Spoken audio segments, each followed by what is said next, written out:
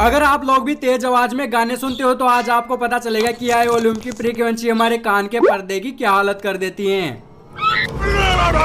अरे घबराओ मत, ये तो खाने वाला कलर था, लेकिन आज मैं आपको रियल लाइफ एक्सपेरिमेंट करके दिखाऊंगा जिससे आपको पता चलेगा कि हाई वॉल्यूम की म्यूजिक हमारे कान के पर्दे के साथ क्या करती है। इसके लिए मुझे एक आर्टिफिशियल कान का पर्दा बनाना पड़ेगा जिसे हम ईयर ड्रम भी बोलते हैं। हमारे कान का पर्दा बहुत ही ज्यादा सॉफ्ट होता है, इसलिए मैं इस कैंडल की फ्लेम का यूज करूंगा क्योंकि ये भी बहुत ही ज्यादा सॉफ्ट है, बिल्कुल हमारे कान के पर्दे की तरह। और मैं म्यूजिक बजाने के लिए इस होम थिएटर का यूज करूंगा। इस पर मैं लो फ्रिक्वेंसी से लेकर हाई फ्रिक्वेंसी तक म्यूजिक को प्ले करूंगा। तो